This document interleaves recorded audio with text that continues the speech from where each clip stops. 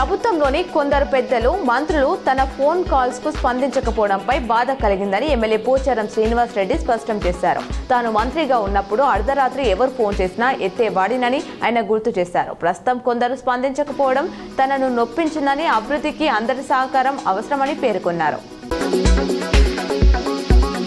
ఇప్పటికే దక్షిణాది రాష్ట్రాలు తీవ్ర ఆర్థిక వివక్ష ఎదుర్కొంటున్నాయని సీఎం రేవంత్ అన్నారు. బీహార్, యూపీ నుంచి కేంద్రానికి వచ్చే ఆదాయం కంటే వాళ్ళు పొందేదే ఎక్కువ, కానీ నా రాష్ట్రం తెలంగాణ పొందేదానికంటే ఇచ్చేదే ఎక్కువ. ఇప్పుడు ఎల్ఏ సీట్లు పెంచితే రాజకీయంగానూ దెబ్బతింటామన్నారు. నిజామాబాద్ జిల్లాలో ఈ నెల 16న జరిగే మండల మున్సిపల్ సభలకు పకడ్బందీ ఏర్పాట్లు చేయాలని కలెక్టర్ ఇలా త్రిపాఠి అధికారులను ఆదేశించారు. ఎండల దృష్ట్యా సభలు వడ, నీడ, తాగునీరు కల్పించాలని, ఉదయం 10:30 ముగించాలని సూచించారు. తెలంగాణ ప్రజల పోరాట పటిమ, ఖాజా గరీబ్ నవాజ్ సహా ఆ దేవుళ్ళు ఆశీస్సులతో తెలంగాణ రాష్ట్రం ఏర్పడింది.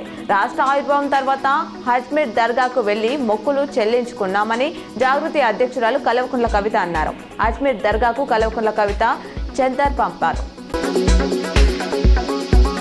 ఎన్హెచ్లపై ఓవర్లోడ్తో వెళ్లే వాహనదారులకు కేంద్రం రేపటి నుంచి కొత్త టోల్ రూల్ అమలు చేయనుంది. పరిమితికి మించి వాహనం మోసుకెళ్లే అదనపు బరువును బట్టి ఫైన్ విధించనుంది.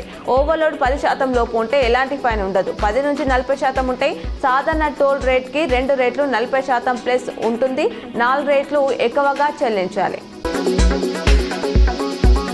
జిల్లాలో ఎండలు రోజు రోజుకు పెరుగుతున్నాయి. మాచర్లలో అత్యధికంగా 43.2 డిగ్రీలు, భీమ్గల్లో 43, మోస్రా 42.9, నిజామాబాద్ 42.8, మంచిప్ప, మల్కాపూర్, ఆలూరు, పెర్కిట్ 42.7, మెండోరా, జకరన్పల్లి 42.6, మోర్తాన్, గుప్పనపల్లి 42.5, ఇస్సాపల్లి 42.4, వేల్పూర్ 42.3, సాలూరా, కోటగిరి, నవీపేట్, ఎర్రగట్లలో 42.2, ఎడపల్లి 42.1, బాల్కొండ, కోరట్పల్లి 42.0, లక్ష్మాపూర్, కులాస్పూర్, దర్పల్లి 41.9 డిగ్రీల ఉష్ణోగ్రతలు ఉన్నాయి.